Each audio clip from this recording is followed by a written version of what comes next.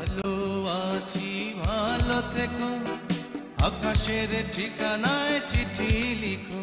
কেবল বাংলাদেশ নয়, বাংলা চলচ্চিত্রের ইতিহাসে মহানায়ক উত্তম কুমারের পর নতুন যুগের মহানায়ক হিসেবে আবির্ভূত হয়েছিলেন সুদর্শন সালমান শাহ। 90-এর দশকে সালমান শাহর এক একটি ছবি প্রবল আলোড়ন তুলত কোটি ভক্তের হৃদয়ে। সিনেমা প্রেমীরা হুমড়ি খেয়ে পড়তেন সালমান শাহর ছবি দেখতে। তার এক একটি ছবি ছিল উৎসবের এক একটি উপলক্ষ।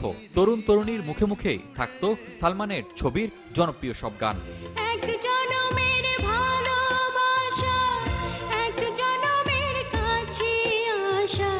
হঠাৎ একদিন সালমান ভক্তরা জানতে পারেন তাদের স্বপ্নের নায়ক চলে গেছেন না ফেরার দেশে। রহস্যে ঘেরা এই মৃত্যু আজও মেনে নিতে পারেননি তারা। তুমি মোর জীবনের ভাবনা, হৃদয়ে সুখের দোলা।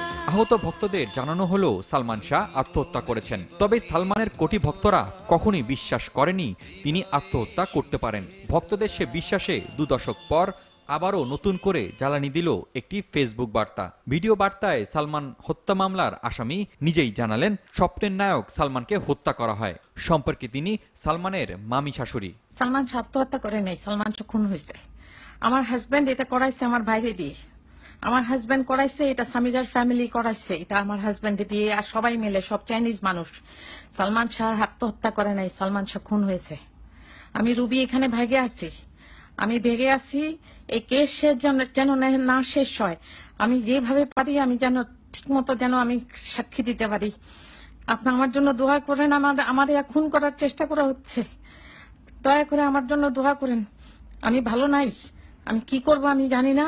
এতটুকু জানি যে সালমান শাহ ইমন আত্মহত্যা করে নাই। ইমনের সামিরা, আমার হাজবেন্ড ও সামিরার সমস্ত ফ্যামিলি সবাই মিলে খুন করছে। প্লিজ দয়া করে কিছু করেন।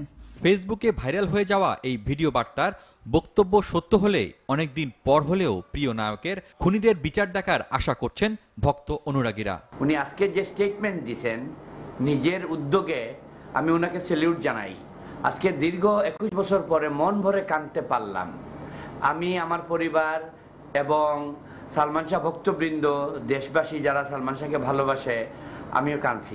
স্টেটমেন্টে 80% প্রুফ হয়ে গেছে যে এই মামলা সালমান শাহ আত্মহত্যা করে নাই, খুন করা হয়েছে। আমরা এর সুষ্ঠু বিচার চাই এবং বিশেষ করে মাননীয় প্রধানমন্ত্রীকে বলতে চাই যে যারা সালমান শাহকে হত্যা করেছে তারা যেন দেশের বাইরে চলে যেতে না পারে, আর সুষ্ঠু তদন্তের মাধ্যমে বিচারটা সম্পূর্ণ হোক। ভিডিও বার্তাটি আদালতের সামনে তুলে ধরা হবে বলে গণমাধ্যমকে জানিয়েছেন সালমানের আইনজীবী ফারুক আহমেদ। এদিকে সালমান শাহর মা নীলা চৌধুরীও বিষয়টি আমলে নিতে এবং ভিডিও বার্তাটি প্রচার করতে গণমাধ্যমের প্রতি আহ্বান জানিয়েছেন।